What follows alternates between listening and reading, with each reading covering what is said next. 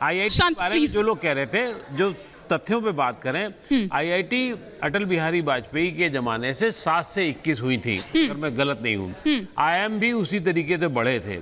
उसके बाद बिहार में जरूर ये गड़बड़ रही है, और इसका मैं खुद गवाह रहा हूँ, इसलिए मुझे उसमें समझाने की जरूरत नहीं है। गया में आईएम को अलॉट होने के लिए 4 साल से ज़्यादा लग गए केंद्र को, और वो भी तब जब दिल्ली में यूपीए की सरकार थी, तब भी वो अलॉटमेंट जमीन का नहीं हुआ। क्यों? क्योंकि नीतीश कुमार उस समय भाजपा के साथ थे, नंबर 1। नंबर 2 ये कि भाषण करते समय आपको, अब आज की राजनीति में सिर्फ भावनाओं पे काम नहीं होता है, और मणिपुर को लेकर के जो संवेदना जो एक भाषण में दिखाने की कोशिश राहुल गांधी ने की, निश्चित रूप से वो सेंटेंस अच्छा था, लेकिन उसके निहितार्थ इतने गड़बड़ थे, जिसमें ये जो कहा गया वो बहुत गड़बड़ था कि भारत माता के साथ यहाँ तोड़ी गई, भारत माता का यहाँ विखंडन किया गया। भारत माता है, एक मिनट, मणिपुर को भारत माता को 18 जगह बांट करके, भारत माता को 18 जगह बांट करके इस तरीके से बात कहना और उसके अर्थों को बिल्कुल उसका चीर-चीर कर देना बहुत खराब था, और इसीलिए ये बात बहुत ज्यादा लोगों को हजम नहीं हुई। प्रधानमंत्री को कितनी हुई नहीं हुई बहुत फर्क नहीं पड़ता है उसका, देश की जनता जानती है, जिसको हम सब अभी वो ये भी तो कह रहे हैं राहुल गांधी की दरअसल पीएम चाहते ही नहीं है कि वहां की आग शांत हो।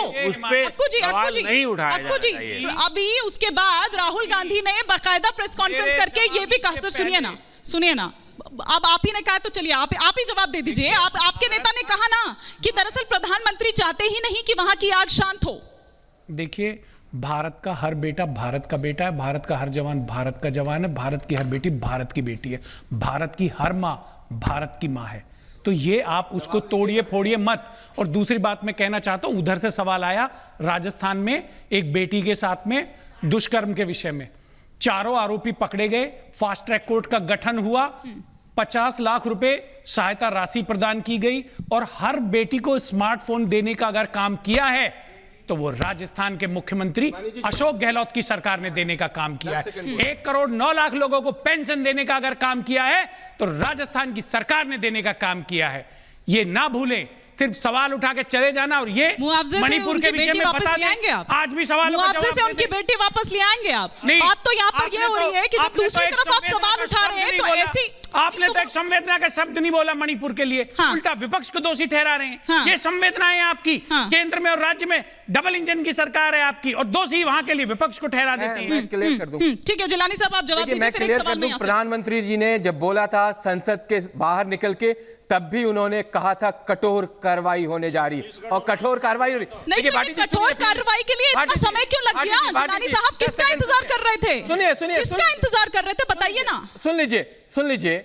और अगर इनसे सवाल किया जाए, कह रहे भारत की हर बेटी का सम्मान है, तो 84 का वो जनसंहार नरसंहार भूल गए। आप 84 की बात करेंगे तो और भी कई मुद्दे आ जाएंगे। सुनिएगा जिलानी साहब, 84 ही क्यों, फिर बाकी मुद्दे भी आ जाएंगे, फिर बाकी दंगे भी आ जाएंगे ना। सुनिए, ये इतिहास गड़े मुर्दे उखाड़ रहे हैं या मणिपुर का हल ढूंढ रहे हैं? एक सेकंड जिलानी साहब, नहीं आपको सुनना पड़ेगा। गड़े मुर्दे एक सेकंड, गड़े मुर्दे उखाड़ रहे हैं आप या मणिपुर का हल ढूंढ रहे हैं? नहीं, मुझे अगर आप एक उंगली उनकी तरफ उठा रहे हैं तो 3 आपकी तरफ भी उठ रही है।